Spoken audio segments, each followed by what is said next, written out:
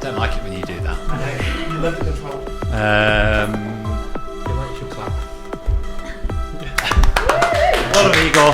No, to give some kind of fucking indication of the sinking. I'm thinking of it purely from a Right. Little bit of a different episode today, Igor. It is very much. And we should say, if you're listening, Happy New Year. Happy New Year. Happy New Year, everybody. Happy New Year, guys. New year, new you. Yeah. Here we go. What are your resolutions for the year? What have you set? Nothing, No. because Phil? Nothing. yeah. Cat Ash? Nothing, no. No. No, not yet. Not Bring yet. your mic close to both of you. Not yet. Not yet. So, for anybody listening, this is a bit of a bonus episode. We've had a couple of speakers in today, haven't we? Mm-hmm. We've had Cat and Ash from Springles and Able Burners. They were good, right? Yeah. And Philip White. Philip was all right, wasn't he? Yeah. So we just thought we'd do like a little Q&A with them all, give the audience a chance to ask some questions. We're another idea, aren't we, Igor? A podcast for creatives and entrepreneurs. Can you tell us at the end of the day and we're like a bit flaggy? Yeah, like, you know, it always like when happens. like Always I'm like, happens. Always come on. It's okay. It's okay. A podcast for creatives and entrepreneurs that want to level up their business. Yeah. And yeah, we're super grateful that you're here listening to us. If it is your first time you're doing it, thank you. Welcome to the club. Welcome indeed. And yeah, and if you are an avid listener, please share and subscribe, do everything, WhatsApp the your clickety mates, things that you got to do all that stuff. Yeah, WhatsApp your mates and your mum and your dog and everyone else. So yeah, that said though, I just want to jump in. Yeah, you go for it. Yeah, I just want to jump Get in. stuck So in. first of all, thank you guys. You've been absolutely amazing in terms of, yeah, by now hopefully that's the one. If you haven't heard the episode of Cat and Ash and Philip, please go and listen to it first and then come back. Then come back to this or one. just go rogue. Just listen to this. No. This is tactic. No, do mate. what This is Igor tactic. said. That way they've listened to 3 episodes and yeah. Okay. Yeah, it's all tactic, but yeah. On Cat and Ash's episode, Able Burners, we chatted about a lot of stuff there. Very much about What do we chat about? I can't No. we talked about farming. Mainly farming. Resting. I've angered a lot of farmers Resting. now. So. No, we talked a lot about starting your own business, really, and what else? I think it was really nice to hear that the struggle's real, and like on the That's the surface, one. you might That's the look at it and That's the go, one. "Wow, why don't I just go and do that?" And like people should be inspired by that. They should go, "Yeah, I can go and do it," but they should also be aware of it's bloody hard work, Yeah. Yep. isn't it? There is, I love that the takeaway from everything we had to say is that we've just had a really bad time. No, it's nothing worth having comes easy. Yeah, that's it. I thought your story was really inspiring, though. I think I loved your idea, like just how you just decided that the city life wasn't for you, and that or wherever you were in Surrey, and that you just needed to make a change, and you just went for it. That's something that I think so many people like kind of aspire to do, but just never do it. Yeah. They always find an excuse or a reason not to. I think that was really admirable. And then to go and kind of build Able Burners and to level it's at, it's just incredible. Really, really incredible. I loved your idea of success. That was on the money, really, really on the money, and just the whole aspect of very much designing your lifestyle and very much honing on that and be sort of like unashamed about it. So yeah, thank you. Oh, Thank you. Thank you. guys. Then we had the amazing Philip White. Sorry, that's Philip fucking White.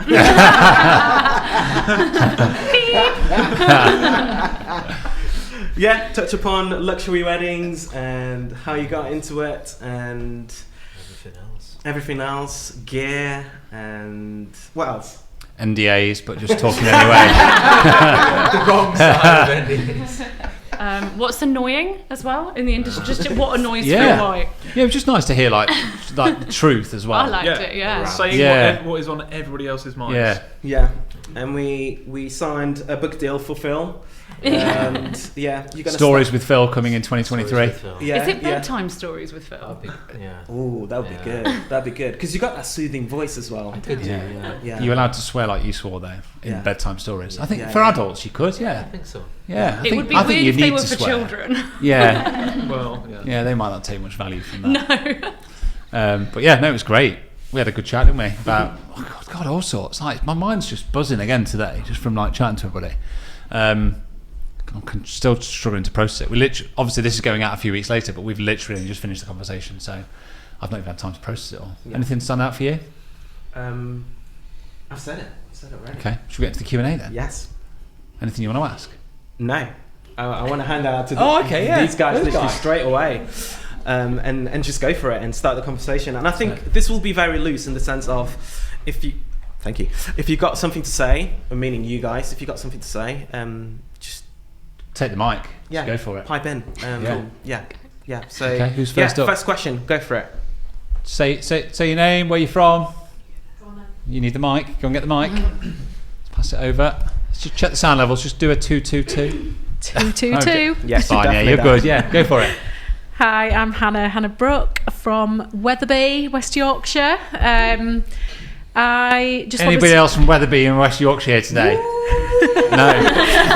Definitely not from Wetherby, West Yorkshire. So I wanted to know what the worst piece of business advice you've ever received was. Good question. Sorry. I think it's probably something like I know what it is, and actually it's something that I used to like repeat to other people, but it's like, just keep going, it will break before you do. No, you will break before it does, because you're like a soft little human being and it is an entire business. And I think it's something that a lot of people labour under, isn't it? Is if I can just apply enough pressure, I will win. I think to a certain point, yes, there's something there about having the stamina and being in it and accepting when things are hard and stuff. But at some point, like you really don't want your business to break you. I think that is just a terrible piece of it. I think that might have been. You rest. Yes. Yeah. Was it Chris Pratt? Yeah, I think it was. Yeah, for goodness sake, Chris Pratt. Movie guy. He was sort of a multi-million yeah. when he said it. Yeah. So, you know. Yeah, that's Do you mine. love Chris Pratt though? I don't know if mine was business. I don't know if mine is advice. I think it's more of a, and I put an Insta post out about this on my education page the other day about how I get really fed up when people just say, "Oh, build it and they'll come." Just build it and they'll come. That's a Wayne's World quote, isn't it? Yeah. Book them and they will come. Yeah, book them and they will come. It's like building it and doing it is a hard task. Like it does take a lot of effort to get something off the ground. But that's when once you've done that doesn't mean like, oh, I'm just going to sit back and watch the money roll in. Like that's when the hard work starts. Like the really hard work starts, because you have to keep showing up consistently, you know, and to be able to adapt. Like the story that you guys shared about the journey of Able Burners is a prime example of that. You know, actually building the product was probably the easiest bit. Finding an audience over and over again is difficult. I guess the same for wedding photography, the same for selling a product. Like once you've shot a wedding, you need to find another person to shoot their wedding, and you have to keep doing that. So actually, and same for Able Burners, like finding people to sell to, that's the most difficult bit, if anything. And not just people didn't come knocking on my door being like, "Have you made those burners yet?" Yeah. Do you do some sort of diffuser? But I don't want it to be electric. My mate down the pub said that you've built this Able Burner. Can I buy one? Doesn't work like that. Anything for you guys? I don't think anyone's ever given me any business advice in any way, shape or form. Okay. Ever. Igor? I agree. If anybody wants. No, I was thinking about it. I was literally thinking about it. I'm like, I don't think I've had any sort of like specific advice that's been like mind blowing. I just keep going, just keep pushing at things. I think from a generational stance as well, like actually when I look at the people that were around me when I was younger, when I would be getting advice, it was always geared towards like go and get a job. Yeah. Like go to university. There was nobody around me was like, you can go and do what you want to go and do, mate. Just be passionate about it, work hard, find what makes you tick and do it. There was never anybody around there like that. No. I think that's changed definitely. There's always get a trade. Yeah. Get a trade. Yeah. They always need plumbers. Yeah. So They I don't do know. really I need think, plumbers though. Yeah. So yeah, no, really good question. That got me really. I was having to really think then as to. I don't know. Yeah. Don't even know if I got the answer right, but. No. Did we get it right? We had a discussion, didn't we? We said some words. Yeah. I didn't have an answer. Thank you very much. Thanks, Hannah. Who's up? I feel like I need to stand up. Like I'm in a. stand up. Sorry. Sorry. My name's Jodie. I'm from Stafford. My question's quite practical, so it's not really going to blow anyone's mind. And we were talking briefly about it before, excuse me, but do couples need a physical product, and what are people doing these days with USBs being kind of difficult to read for people and stuff now? So I know everyone's moving over to online galleries, but do people need something physical coming through the post or whatever as well? Okay. Great question. Go Phil. Go Phil. I would say yes and no. Okay, decipher that one, guys. No, Go on, no. Phil. So I've Expand. always, like, if I wanted to move from CD to USB to download, I just did it, and then nobody ever said anything. Nobody ever went, hold on a minute, but I don't have this. So yeah, I think one thing I have done is I've always kept everything. Like, I will not get rid of like anything from, like, even if it's like 14 years back, because I always get emails. I say always, like maybe twice a year someone will say, I've lost this, can I? And you're like, that's your wedding. You know, like, I've got a copy of it, but I think I would want something physical. But you've got to think where we're going, and like, it's now kids getting married, and they don't have anything kind of physical. Like, they don't have books or anything. So yeah, I do it for, like, hopefully they would appreciate that. Hopefully when you, like, this is what you get a box with a USB which will be out of date next year, or like an album of sorts or whatever, but it's always going to be superseded by something else. Yeah, that's why it's yes and no, isn't it? Yeah. But don't be afraid of just moving on to whatever the next thing is, downloads or holograms. Yeah. I think my point of view is I agree with a lot of what Phil said. I still think there's a slight difference between sort of photo and video as well. So I think for photo, there's no harm in just printing, 30, 40 preview images and just delivering them as a little gift. I think the value of that far exceeds the £4.50 that you might spend on prints and a few quid on posting it out. I think it's just a really powerful thing for a couple to receive just a little box of prints. And even though I've got USBs at the minute, when they run out, which will be early next year, I won't be renewing them. But I will still send a box of prints because I believe in the value of a printed good. That'll never change. I'll never go to download only. Clients get that anyway. They get the opportunity to download, but I'm always going to send a box of prints. Yeah, I agree. I really like having something tangible in your hand. Like, and actually, as a photographer, seeing your work in print is just really nice. It's really like good when those for you. prints come in, and you're like, oh, I'm actually quite not bad. Yeah. I'm not that bad at this. I should do more. Yeah, I sort of agree with the USB. Like, the USB, we're still doing them this year, but I think probably again when they run out, like, we'll just get rid of them. But we're digital delivery, but then up follows a box with prints and a USB. I think probably most people don't. They love the prints, but I think the USB, they don't really care about it. We literally had one of those emails this week being like, "Oh, I've lost my USB." I'm like, mate, that's literally all your wedding photos. What are you doing? Like, make a copy and then put them in safe places. Yeah, but I think like the prints also, once they've seen the way you print their photos, they're less likely to run them off on, I won't mention the name of the site, but there are some really terrible photo printing websites, and they're cheap because they're bad. And so if they see how your work should look, how you print it, then it educates them a little bit, doesn't it, towards spending money on print, which is what we want them to do.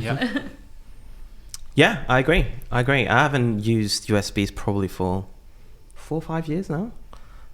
So it's all downloadable, really.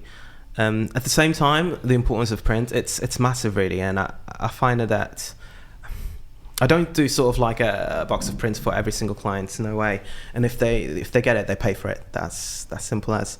But I think there's... I really want to hone in and really sort of like, at least me in terms of my business, really want to hone in terms of like having sort of like standout images that would be able to see couples really print out, even if it's just the one. And I would love that, just the one. I don't mind if you print 50 images, but I'd much rather you would just have the one, if that makes sense. Print it big or whatever, have it in your house. And yeah, it's just finding ways of sort of like instilling the importance of that, really. So yeah. Great stuff. Yeah, it's a really good question. Who's next? Do you want to go? Hello, I'm Victoria. It's another wedding-specific question, I'm afraid. But I guess it's for all of you as photographers.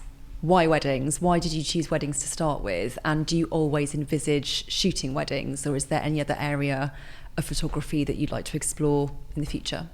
Because of the cash.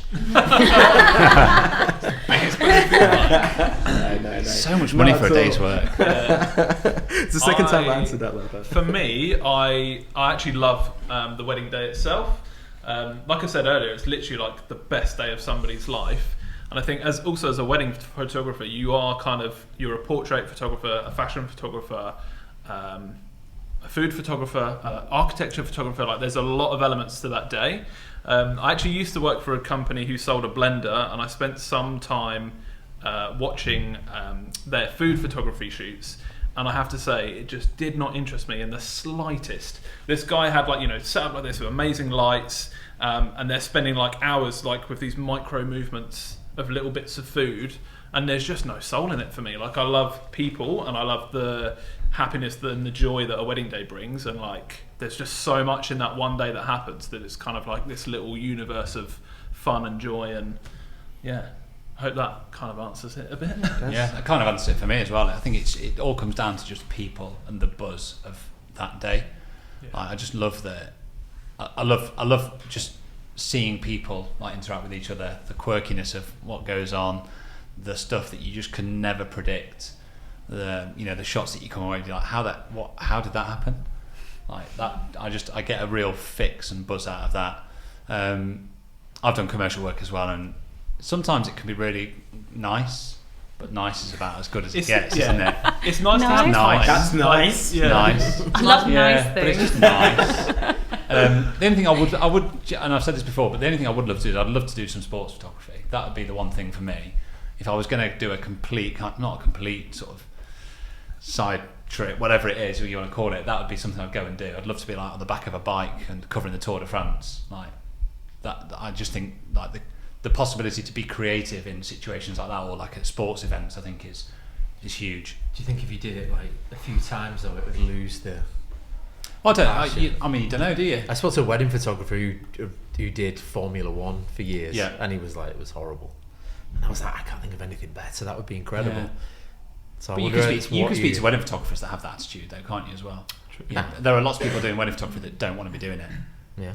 It comes down to like how much do you have that passion? How big is that fire in your belly for doing it? It's a weird thing to find a fire in your belly for, though, isn't it? You kind of there's a think- lot of people that don't. But I think that's part and parcel of it, of doing well with it, of going, how do you not reinvent yourself, but how do you keep going back year after year and be like, you've got to find enjoyment into it, and out of it, and enjoy seeing people do what they do best and interacting and whatever. I can't see me stepping away from weddings though. I think I'll reduce the numbers a little bit going forward with things that are growing here and the business and other things, but I don't think I'll be stepping away from wedding anytime soon. Do you think there's an age limit to wedding photography? No, 100% not. No. I think you work. Look at Grandad's No, we've spoken about this loads with like different people today, and I've told the same story 6 times about seeing a guy who'll probably listen to this and hate me for the rest of his life. But I kind of seen an older guy at a wedding and thought, oh, are you not too old to be doing this? But then after speaking to him, he had it kind of sorted. He was like, paid off my mortgage. I come out like once a week. I get They roll me out. Yeah, they roll me out once a week. But he was Got it like, sorted. no, he kind of just speaks to like loads of people, gets paid a really good amount of money for like relatively easy day's work, and he was kind of sorted. You have these preconceived ideas, which there's one example I'll never forget. 2 older photographers who I dismissed all day. And it was the older second shooter of the older photographer. They were talking about what weddings they'd done and whose weddings they'd done, and he was like, I shot one of the Beatles. And I was like, whoa, that's pretty cool. Yeah, you just never, and he was like, yeah, 30 years ago when I was like in my heyday or whatever, but yeah, probably continue doing this forever. I was gonna say, for me, it's travel photography, and in some ways, it kind of like touches upon what you were saying in terms of like what you enjoy and what sort of like fires you up, really. And that's travel photography for me. In some ways, destination weddings is perfect, really, because you incorporate the best of both worlds, really. But if you can drop me anywhere, really, and just teach me about the culture, the food, the people, even better. But yeah, getting landscapes, and when you asked that question, my mind literally straight away went to FPV droning, which is droning, but it's very much it's amazing for landscapes where you literally just whiz by like really fast. And I was just thinking, oh yeah, that would be amazing to learn and sort of maybe incorporate that, but it would be quite hard. It would be a massive learning curve. Sorry, Phil, I'm talking about drones. But yeah, travel photography would be one that I could see myself doing for sure. Kat? I probably would echo some of the things you just said, I think, Eagle, because I think that like when I get to that place where you've shot a lot of weddings in the year and you're starting to get a bit drained, you'll do a destination wedding, and because you don't live there, you see it completely differently. And then I had a really cool moment this year where I'd been away so much over the summer that I hadn't been in Cornwall, and then I had an elopement in St Ives, and it was like I was seeing St Ives like it was a foreign country, and I was like, that's why I love it so much, is that fresh eyes thing, because you're not used to those cultural traditions, you're not used to that food, you're not used to this type of weather, and I think it opens your eyes and you see something fresh again, and then that kind of like reinvigorates you for like the next 5 in the UK or whatever. I think that's why it's really hard for photographers that go to the same venue time and time again, isn't it? It's just because it becomes monotonous. We've had one of those, which we were a recommended supplier at, and mate, I was there like, because of COVID, some of them got postponed. I was there like 8 times last year in like a very short amount of time, and I was just like, I can't see anything new here. I've done everything, and obviously I was like, try my best to be really pumped for the couples, but like inside I was sort of like, I just want to go home now. I can't do this place anymore. I've done it enough.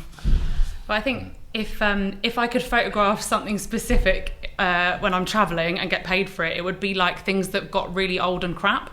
I really enjoy that. Like, like deterioration. Any like a roller coaster that's working, but they haven't updated it. And like Cornwall's full of that stuff. And like just stuff that it's been decorated, but they just kept decorating it the same for like 35 years. And so it's stuck where it was originally, and if I could get paid to do that, oh my goodness, I'd be gone. But sounds like you need like an Insta feed for that. I started shooting it on film actually, like in the past year. But I think it's like we were saying about personal projects are really. I think you were saying that, Phil. Like I was like, I'm gonna photograph this and I'm gonna do a book, like just for me really, to have on my coffee table, and then be like, does anyone want one of my random books? But it's just having the time and like putting your energy to that, because it doesn't pay you any money.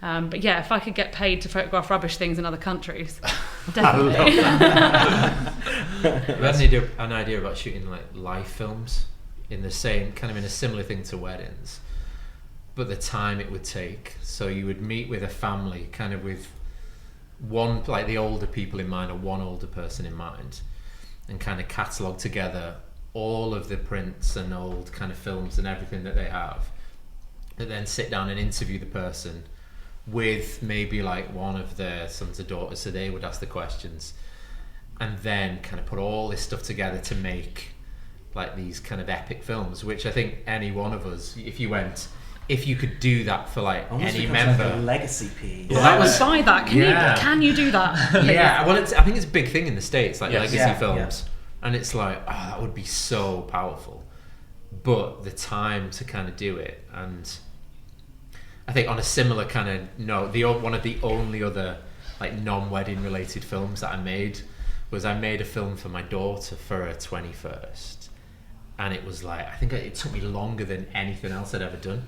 So I was going back through like scanning pictures, and that's why I bought an old camcorder and like put all of our old like videotapes in and put it together.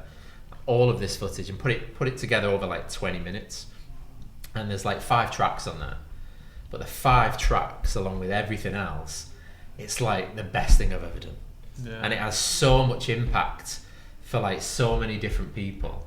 There's like grandparents in there who, like, unless I'd have bought that kind of camcorder or old VHS thing and rescued like the 30 seconds of footage of like a great grandparent speaking, like the only thing that's ever in existence like now of speaking, and like watching people's reactions to hearing that, it's like you come back to life, like being like, this is like incredible. Kind of gives me goosebumps just hearing that. It's like, but the thing is, like, I could be like, watch this 20-minute film from like, you see me as like 16 and like everything else, and like it's a whole journey through like 21 years that starts with like us being kids and ends with like her, and like we literally went in secret to all like her uni mates and was like, do you want to just like leave a message? And they left like the best and like teachers and everything.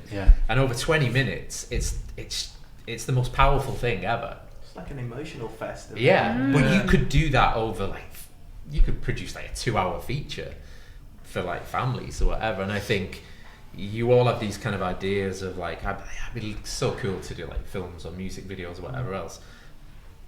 But nothing, it's the same as weddings. Nothing beats that. I think maybe now the impact of what we do is lost because we're all like the glam of like the pictures and everything else. But then if you wait 15 years and you go, look at this, that's when people are like, shit, that person's not around, or that person's not around, and that's like the importance of what we do. But I don't know. The other day, one of my friends, I shot his wedding 8 years ago, and he messaged me the day saying he unfortunately lost an uncle. And at the funeral, all the photos were mine from the wedding day. You forget. You forget I'd have taken those photos, not even thought for a second, just taken them instinctively. But like, they're the things you know about them. You think you know about that because he's told you. Like someone said, like I had a father of the groom. I think he died like a couple of days after the wedding. So I knew about that because he said, "Can you go back through the footage and see what else you can pull out?" But then you think, what about the ones you don't know about? The impacts that you're having on people's lives it must be like insane when they're looking at stuff. But I think it's interesting that I don't know if you guys experience this, but I feel like that about the work that we do, and we've been doing it long enough that you do hear about people that have passed away and quite soon after the wedding, and you're like, wow, actually I knew it was important, but wow, it's really important. And yet I noticed that if I say I'm a photographer, the person I'm speaking to will be like, that's awesome. What sort of photography? And I'm like, weddings. They're like, it's like I lose their interest immediately, and I don't really know why that is. I find it hard to tell people I'm a wedding photographer. Yeah, and then you go, shame. I'm okay. Well, a little bit. A shame. Wedding photography. Because you can see it in their eyes. They're just like then when you say glazed. Destination wedding photographer, they're interested. Back in the game. It's really weird how it's almost like, I'd say it's more valued in terms of what people will pay for it, but it's become quite devalued in terms of how people respect the people who do that, and I don't really know why that is. It's very strange. I think in some ways it's the sort of like perception, especially here in the UK, perception that people have of sort of like wedding photographers. They look at it as a sort of like traditional thing. It's the guy that comes with his branded polo at the church sort of thing, and there's so much more that can be done. We are creatives. We can really control how the day goes, and you have a lot to say and a lot to give, really. So I think it's just people's perception of it, really. Also, like the way that wedding is remembered is actually down to you. Like people's memory is assisted by photos and by video, and you're the one creating that. It's a massive thing you're selling. Whereas in the US it's completely different. I think because very much the culture is very much geared to having photos literally since birth. You have your birth photos, and then sweet 16s, and then graduations, and they do whole sessions for it, really. You wouldn't hear of a graduate having a session here in the UK. All aspects of their life, they're having that memorized by our images, really. So I think that's one big cultural thing that the UK has that hopefully will change. What was the question there? Have we gone off on We've like gone. a bit of a we tangent? very much have. Yeah. We very much have. It was great. But it's super good. tangent. Somebody's taking their anger out on a ball upstairs, aren't they? Yeah. We've got a gym above our studio. You've got a gym everywhere here. It's insane. Who've we got next? Who's up? Yeah, go for it. Hi guys, I'm Laura from Lichfield. I've heard quite a lot in the past sort of year or so about kind of wedding guests and being a photographer, particularly female wedding photographers going into the evening and having issues with guests and the abuse they've received. And some of the stories that I've heard are actually quite shocking. So kind of aimed at Kat in particular, but has anybody, or what's been your worst experience with wedding guests, I guess? It's great. It's sad that you have to ask the question, really, isn't it? Yeah. It is. I only know of it because I've spoken to female photographers. It's far more common than I think people realise.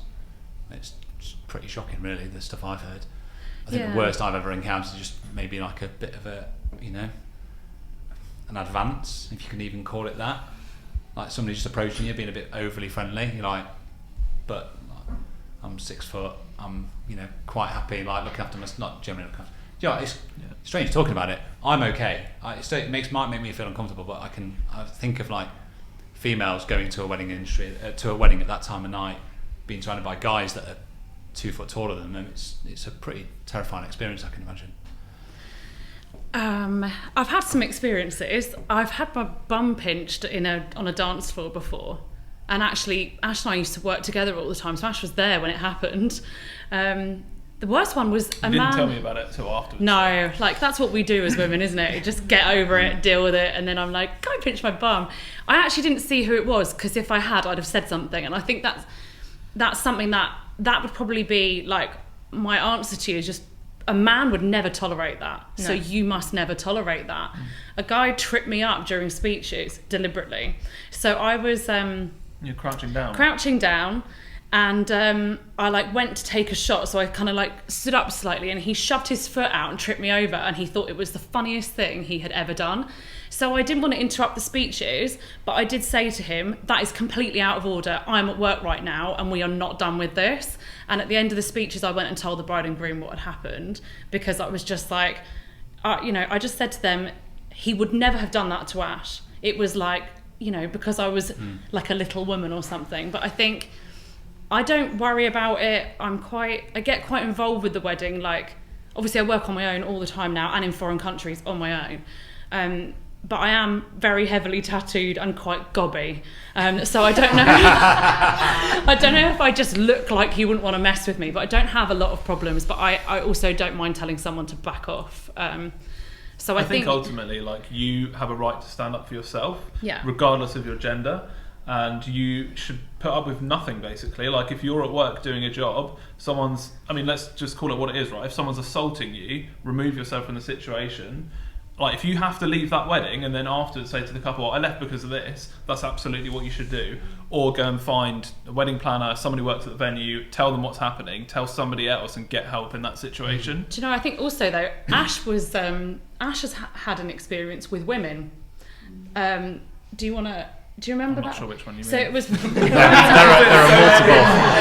so many.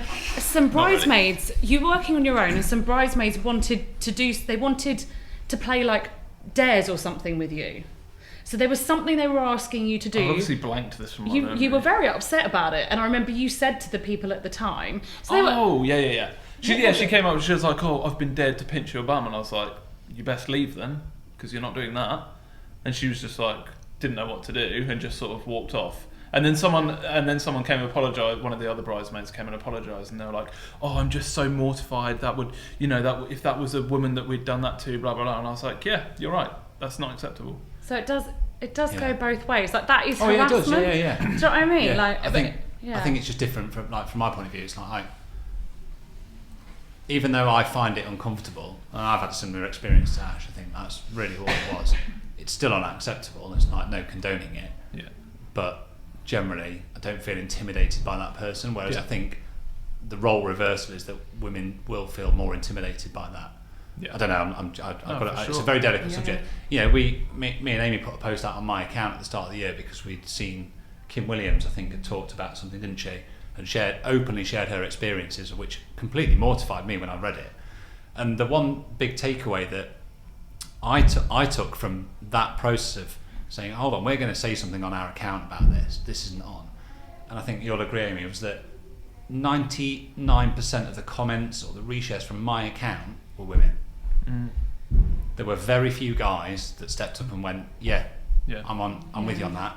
And it was all about men need to do more about this, not 100%. women. It's all well and good women talking about it. Guys in the industry need to step up and start calling it out as unacceptable, and that's it. I think that's not it, but like as part of that, for me, is part of the issue, is that men need to start saying this isn't on anymore. I think also like there is, do you know what? I think those extremes are like much less common, but what is really common is just like a really weird chauvinistic attitude to a woman being the person behind a camera at a wedding. So for example, Ash and I worked together for most of the start of our career together, and we basically realised that if I was calling for group shots, nobody would listen to me. I'm not quiet, I can throw my voice. It was literally about the lack of respect. So we basically realised that Ash had to call people for group shots, otherwise it would just take forever, because they just didn't care about the small blonde woman shouting something. And it was like they'd hear me, but they'd sort of like turn away. It was really weird. So I actually now will find a man in a wedding to use as an ally. So I'll get on with one of the guests or one of the groomsmen. I'll be like, can you help me out? I'm going to start calling for group shots. A lot of the people here aren't going to listen to me. You've got a big, strong voice. You can help me. And basically get someone to be an ally for me. But it is rife. And I think there's things like male videographers pulling rank over my shooting position and stuff like that. And like, you know, we're big, tough girls. We can handle it, but we shouldn't have to. But I think like, to be honest, guys, I think there's a whole episode for you in this about women talking about their experiences as photographers, because we do have to fight 10 times harder just to achieve like something that comes easily to a guy. We have to work 10 times harder to get there, and it's just a real shame. But I think you can't spend your whole time moaning about it and whinging about it, because ultimately you've got a job to do. So if I've got to use a bloke to and say to him, can I use your voice because they'll listen to you, I don't care, I'll do it, you know. Just to come back to a point you made as well about being on the dance floor as well. Obviously that's a kind of, is that a worst, I'm assuming that's a worst time of the day to be at a wedding. For worse, again, trying to find my words for this, a more vulnerable moment. I think so. I think the more that alcohol gets involved, but I think, I don't know, personally I've obviously had that experience I mentioned earlier, so it does happen. I don't worry about it at all. It doesn't concern me. I think my response to what you'd asked as well was just going to be about, you should always feel safe at a wedding. 100%. And if you don't feel safe, if you aren't comfortable being on a dance floor at that time of night when people have had a drink, you shouldn't be. It's as simple as that for me. Like your safety and you know, like you should be made to feel comfortable in that space, and if you're not, then you just get your bags and you go home. I think also, and I think actually, do you know what? If you told your couple, if there was a situation, if you told your couple, they'd be mortified and they'd find somebody to sort that out and remove that person from their wedding, because I 100% guarantee they don't want that going on at their wedding either. Like, there are some, a lot of venues also have security staff. Like there are some times that I've been in a position where I'm leaving a venue really late at night, like after midnight. There was one recently where it was actually in a park, so I was going to have to walk through a park to get to my Uber, which I was going to have to get an Uber from the end of a completely unlit road anyway. And I just said to one of the male staff how I needed to get out and what I was going to have to do. And I was like, I basically need you to walk me to the end of the road. And like, again, just to like, he was a nice guy. He was like, yeah, of course, absolutely. But he probably wouldn't have offered it because it's offensive, isn't it? Be like, oh, do you need walking to the end of the road? Is rude. But actually, if I'm the one going to the guy and being like, you seem like a nice, decent guy, you know, or the security guy that's actually got his badge on, so you know he's been through all of his checks and everything, and just be like, I need you to do this for me, because unfortunately that's the society we live in.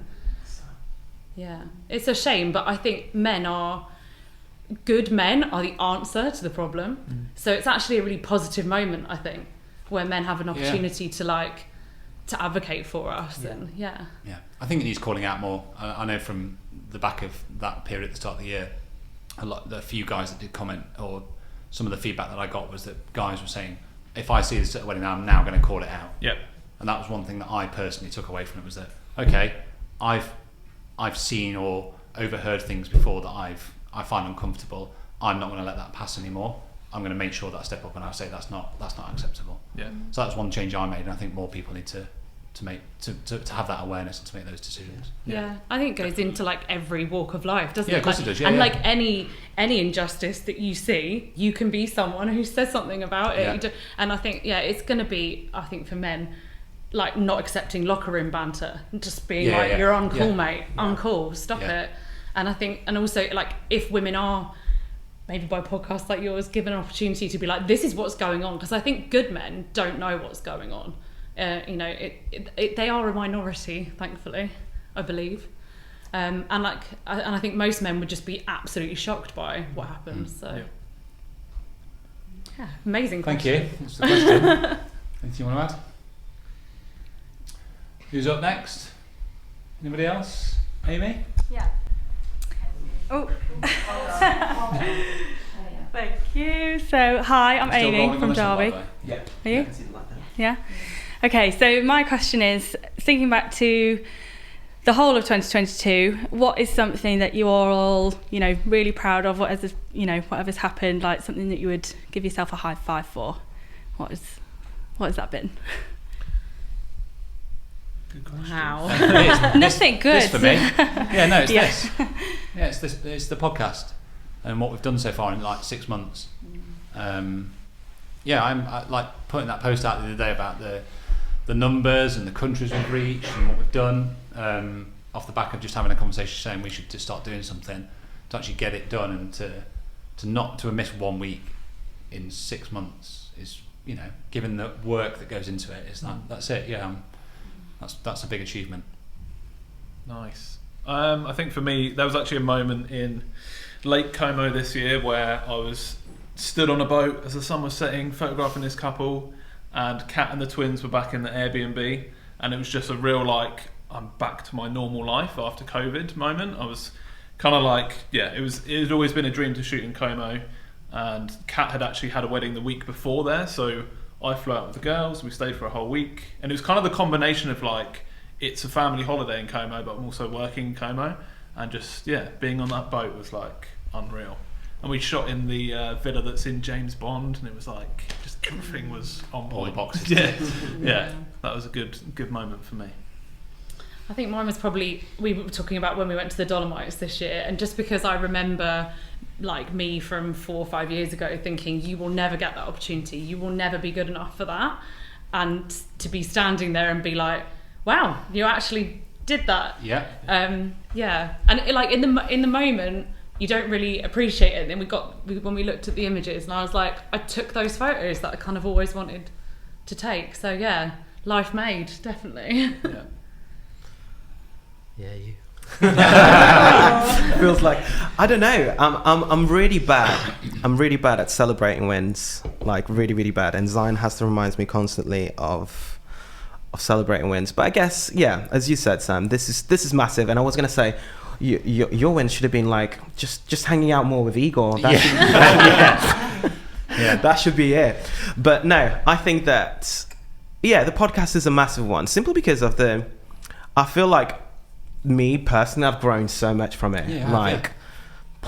It's ridiculous, really. And would that have happened without this? Of course not. It really wouldn't. So, which in some ways makes me excited for the future, really, because I can see myself making decisions today completely differently to what I would have done without just literally implementing the certain things that I've learned from here, really. So it's exciting, and it gets the fire going, really, for more, really.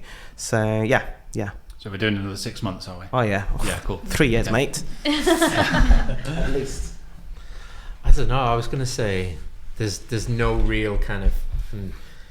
Instantly, I was like, "Oh, do you mean business or do you mean personal?" And so there's personal stuff, family stuff, and I was desperately, while everyone else was speaking, going, "What do I think of from a business perspective? Is there anything that stood out?" And I was like, I don't think there is.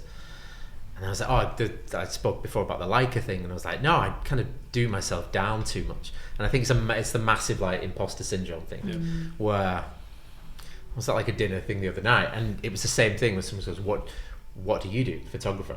like, and you should just go. I was like, I'm a wedding photographer, and instantly you're like, oh my god, I'm being judged. And then you think, I've got these things to back it up. Should be proud of like saying this, but I think I'll do that. I'll say like, yeah, the whole being involved with the brand that I love was a massive thing. Loads of kind of like self-validation for that, but it still took me ages to like think of that. And the first thing that I thought of was just like family stuff, and like my eldest graduated this year.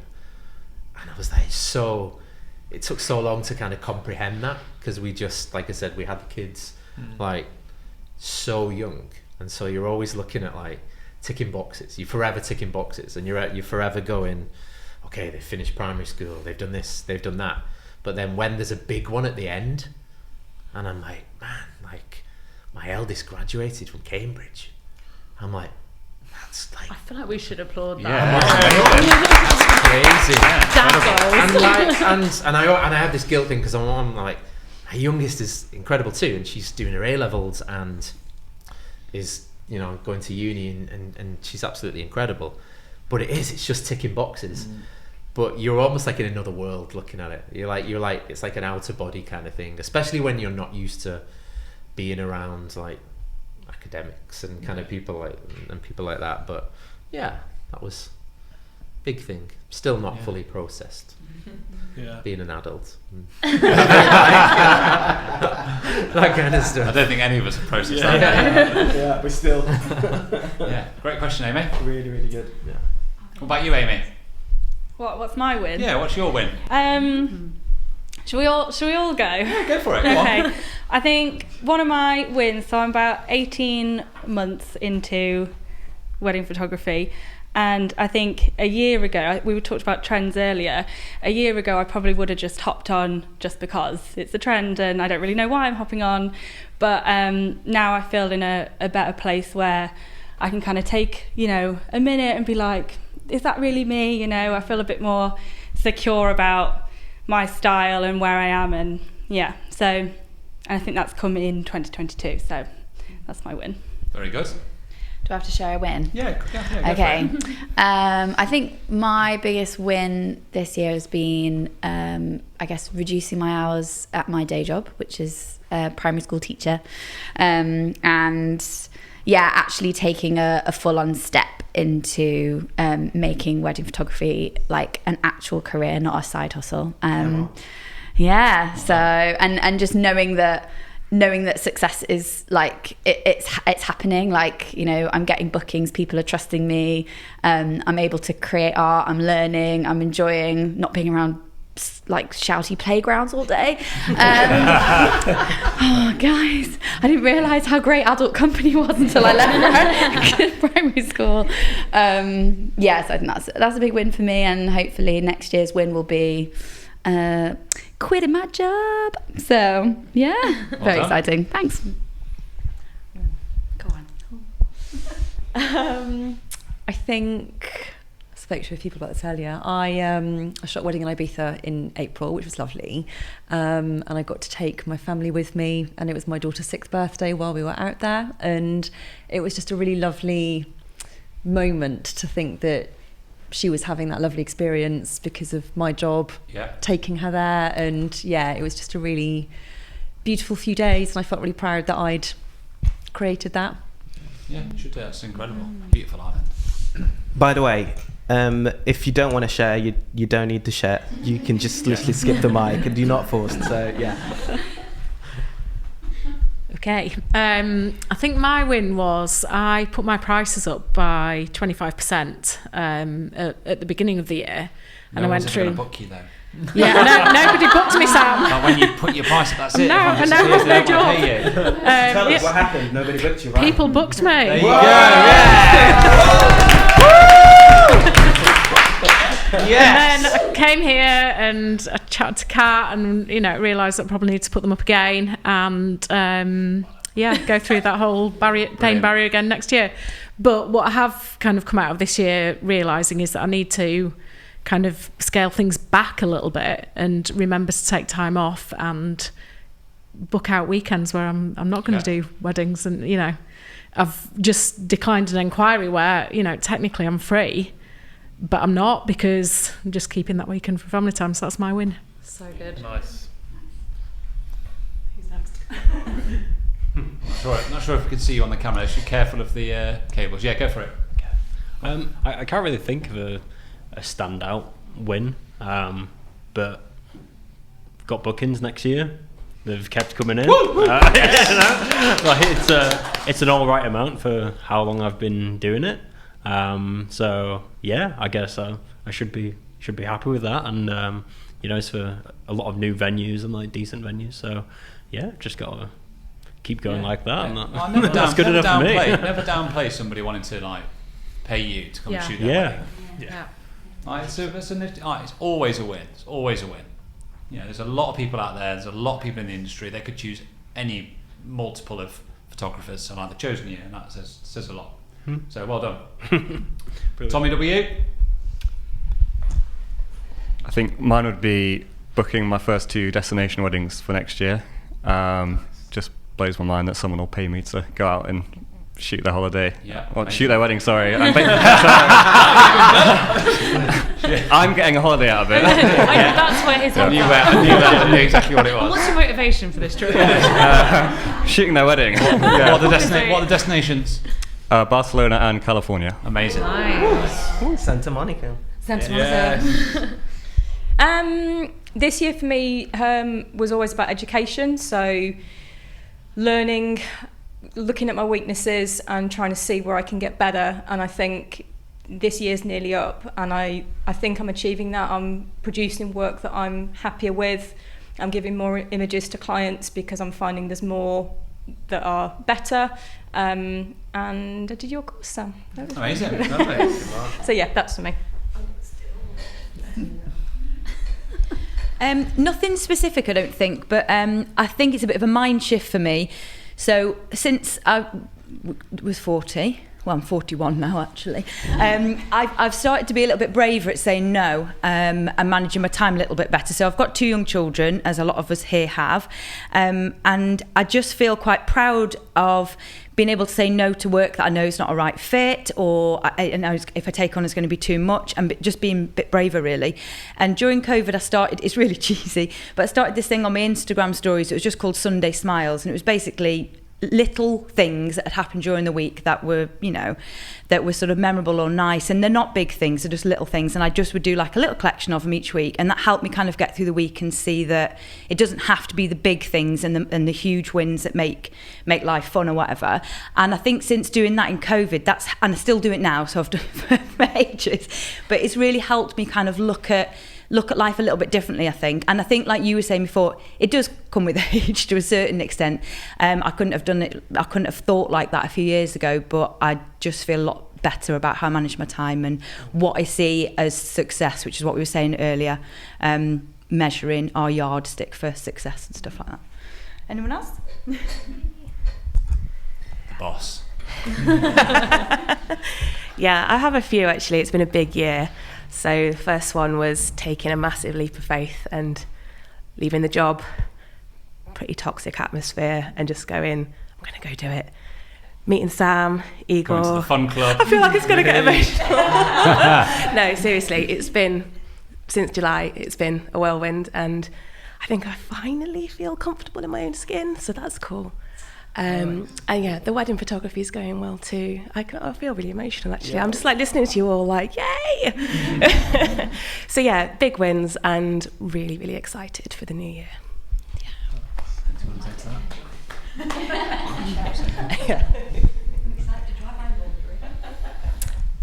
Mine is probably coming to work here, get a decent apprenticeship. The right answer. Yeah. Getting out of college because I wasn't learning anything, I was just wasting my time. It put me in a really bad place mentally, and same with all of my other classmates, and they're still stuck there asking for advice. What are you doing at your apprenticeship, what's it like, what have you learnt? And they're asking me, how do I set this up, or how do I do this now? And I've learnt it just from coming here, and I feel like I'm teaching them a little bit more. But it's nice hearing their feedback from it all, and that's brilliant. I want to come and work with you now, or come and I want to come and do this with you. It sounds so much better than college, and it's just nice to get. A bit colder than college. A bit colder. But other than that, we're okay. Yeah, but no, it's just nice getting out of that environment, and I just feel a bit more free mentally. And I'm pretty sure everybody here that's been through education, like we've all talked about it before, education-wise, like you are, and I've said it to you countless times as well, Courtney, but like you are going to learn so much more than you can't even compute it when you're in this environment around people, like day to day doing stuff, rather than sitting at college listening to somebody tell you how to do it. Yeah, I found it a lot better, hands-on, more practical. It's like you're in the real world here rather than just sitting in a college classroom. Oh yeah, this is what you will be doing, but we're not going to go do that. Whereas here it's like, right, this is what we're going to go do. We're going to go and do it, and I'm learning more hands-on, and it's a really good start. And I'm only young, and I've done so much already compared to. You know how to like edit videos now. Like just does all of our videos. Whereas my mum's just learning that now. And you're like, would you do that at college? You probably wouldn't do that at college. Do you want to move to Cornwall? Yeah. We have to move to Cornwall. But I feel like Sam and Igor now have to expand this to take on this army of apprentices. And send them out explanation. I actually thought when you said that, Courtney, I'm like, Sam's mini school. My granddad used to run a college actually in Sandwell when computers first started arriving in the. I can see full 80s. Circle come around. Yeah. So that's great. Good stuff, everybody. It's really nice to hear everybody Seriously, kind of sharing that. Well done, guys. Have we got any more questions? Yeah, go for it. Careful. Very flexible. Well done. Go for it. Okay. Hi, I'm Annie. I'm from Nottingham. So my question is to all of you, and it is what currently inspires you creatively? Be that, I don't know, fashion, movies, that specific tree in your garden, I don't know, whatever. What is inspiring you creatively at the moment? I'm like holding space for Phil to go first on something. Yeah, go on, Phil. Let Phil go first. I feel I'm in a different place since turning 40. Like I've gone all deep and philosophical, and I just want to be. It's all about the simple life. Yeah. I've gone from big grand ideas to just burning wood and walking the dog on the beach and those kind of things. No, but I think that is kind of like inspiring me now. Yeah. It's like a shift of being like. I think I just want to. I've always been big in like everything being simple with the business and images and everything else.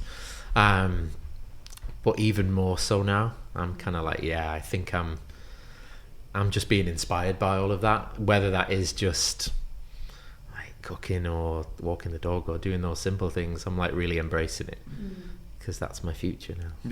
But now it's good. I feel like you can be driven and driven and driven and driven, and then it's like you said, it's the simple things around you that kind of that make everything good. But it takes a point to it takes someone to just to realize that, I think.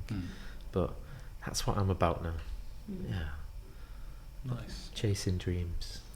Chasing dogs. What dogs have you got? I've got 2 dogs. I've got a Springer Spaniel. Yeah. He's my world. And I've got a pug who isn't my world.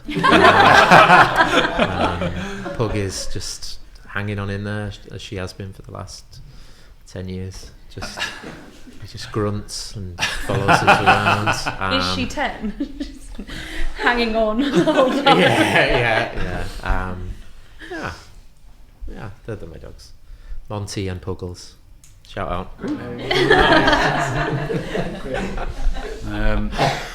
I think for me, there's a couple of things that probably inspire me. The first one is probably the people that we've had on here, the podcast. Like genuinely, I think me and Igor both knew that we were going to have conversations with people and we were going to learn from it and be inspired by it, but I didn't quite realise just how much that was going to happen, to the point where I've actively left conversations, and in my head I'm like, okay, I'm going to do that. I'm doing that. That's happening. And then I think the second one is actually like the launching of the course and seeing other photographers grow their business and be successful has over time just inspired me more and more and more, to the point where I'm now kind of going, okay, what's the next step of that? And it's just, we've started talking about it literally the last few days. It's been an idea that's been bubbling away in the background, but we've never done anything with it, which is just helping beginners out, like complete beginners that haven't even got a camera yet. It's like, how can we help those people? I like just genuinely helping people, I think. And I think I'm starting to realise that seeing other people be successful in their business and their development, I find inspiring. So I think that's my answer. Such a good answer. Are you going to follow that? No? You can follow that. Okay, I'll try. What is inspiring me? I don't know. I think like having our kids and our family life, kind of following on from what Phil said, like just the simple stuff in life, like lazy Saturday mornings in bed, cuddling our twins. And I think that inspires me to like just have stability in our life, and that then just fuels like the need to like grow able, which makes things a little bit more stable and a little bit more easy. In terms of my work, like photography is definitely inspired by people like Benjamin Wheeler. Like I'm always looking at his work and just being like, man, it's just so good. And like Ed Pears as well. But then there's movies like, you know, anything by Wes Anderson, like we'll rewatch stuff like that. It's just so good. Did anyone see that new Batman film? So good. Incredible. Mate, honestly, like, just, you'd love that, how dark it is. Yeah. It's so dark. Yeah, it's so dark. But yeah, so I'm a massive fan of film and stuff like, you know, Stranger Things and Wednesday, the new Netflix series, really, really good. Anything with good storytelling. Wednesday's going to change the face of fashion, I reckon. Yeah. ASOS is going to be channeling like Stripes and Doc Martens, and I'm here for it, definitely. It's interesting that you said that, actually, because you basically have just said what I was going to say, which I love. How convenient. Nice? I went first. The goals are aligned. Yeah. I think, but I was actually going to say my kids in Cornwall, because Cornwall to me is such an inspirational place, and like it's the first place that I've ever lived that felt like home. And it's absolutely not where I was born, but it feels like it's where I'm meant to be. And like in the morning when we drive the kids to school, all we see is open fields, and obviously the sun is rising quite late, and so it's like pink and beautiful, and you've got the wind turbines, sheep, mist and clouds. How can you not be inspired by that?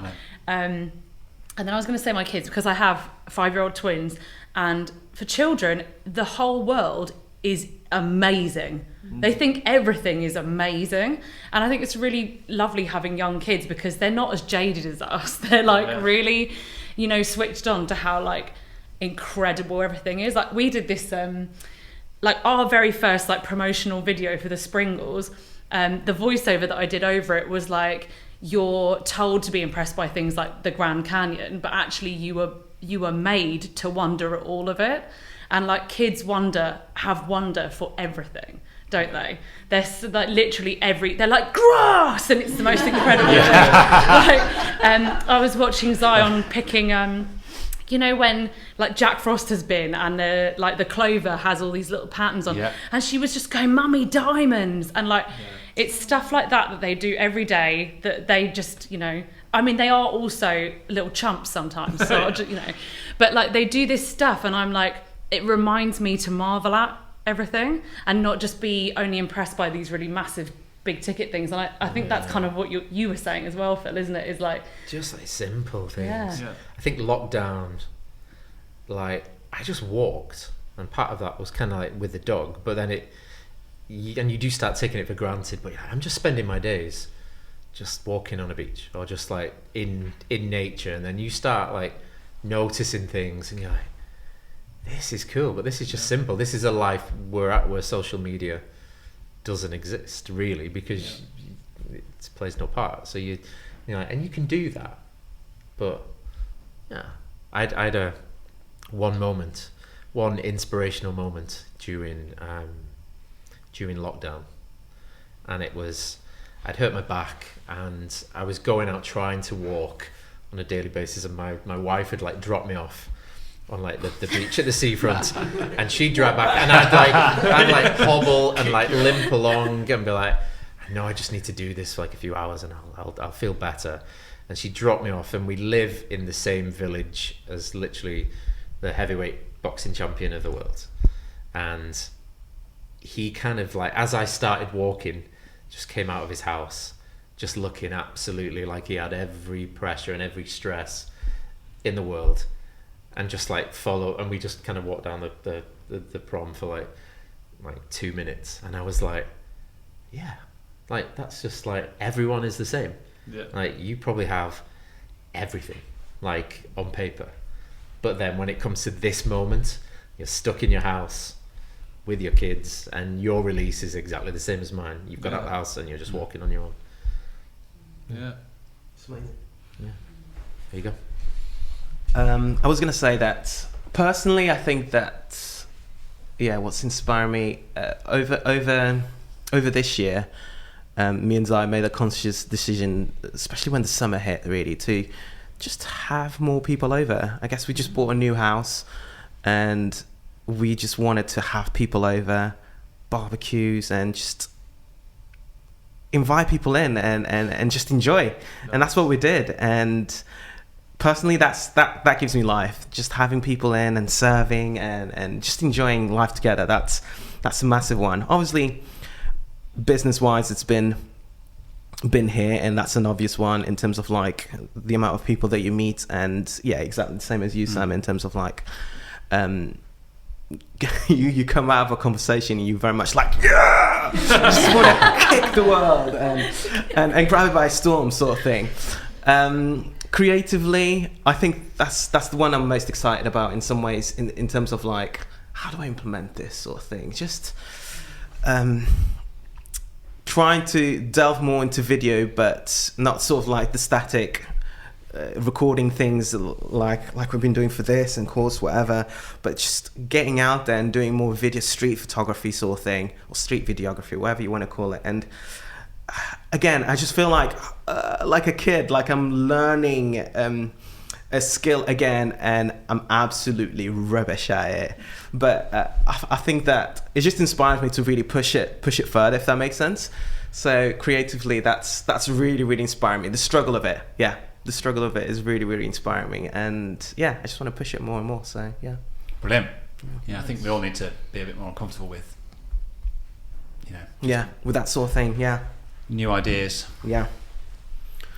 It's late in the day, isn't it? It is. We're all flagging We've done a little bit. We've done well. I'll tell you what. I'll tell you who's not inspiring me right now. Kanye. Kanye's not inspiring anymore, is he? It's like gone. Just turn him off. Just turn him off. Have we got one more question before we wrap up? What time are we on? Yeah, go on, Mela. I was going to say, if there aren't any more questions, this is to you guys, Sam and Igor. Yeah. As you know, we always wrap up the podcast with the question. Okay.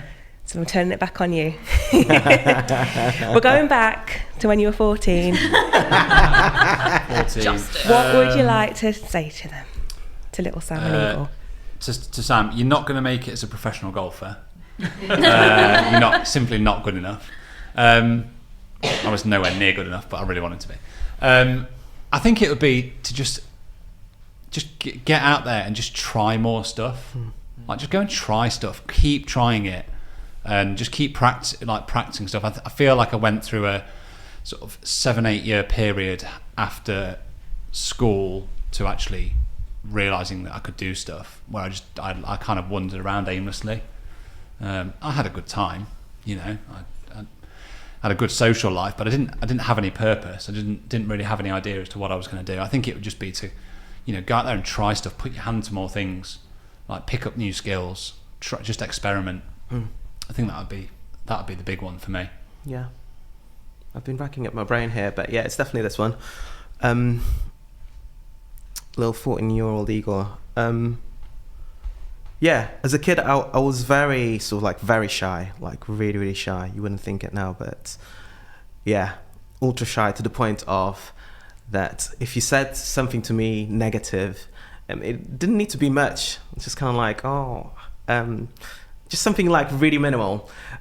I would do the flickers that we just literally just start blinking and sort of like get ready to cry or something like that. So what I would say to him is, it's very much believe in the abilities that God has given you, really, because I just didn't believe in what I was able to do, really. So seeing that now, you're kind of like, ooh, you've gone a long way, boy. So, so yeah, that would be it. Yeah. Nice. Yeah. Brilliant. Amazing. So, shall we wrap Look it up? Look at you now, eh? Look at you now. Look at us now. Can't shut you up, can we? Yeah. And you are an okay golfer. Yeah, not anymore. I don't play enough. I've got 2 kids. I ain't got the time for a 5-hour round of golf. No, thank you very much. Thank you to you guys for coming up today and coming down today.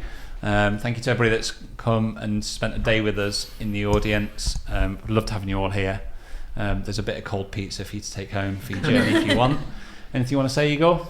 Thank you. Just a massive thank you. I think today's been quite special, just in terms of everything that we've done. Yeah. And once again, it wouldn't be without you guys. You guys, the audience that are here, physical. Thank you. And also, you guys, the audience that are listening and participating and constantly showing up week by week. So seriously, thank you. And yeah, you guys as well. Let's go get 2023, shall we? Yeah, let's go. Brilliant. Thanks, guys.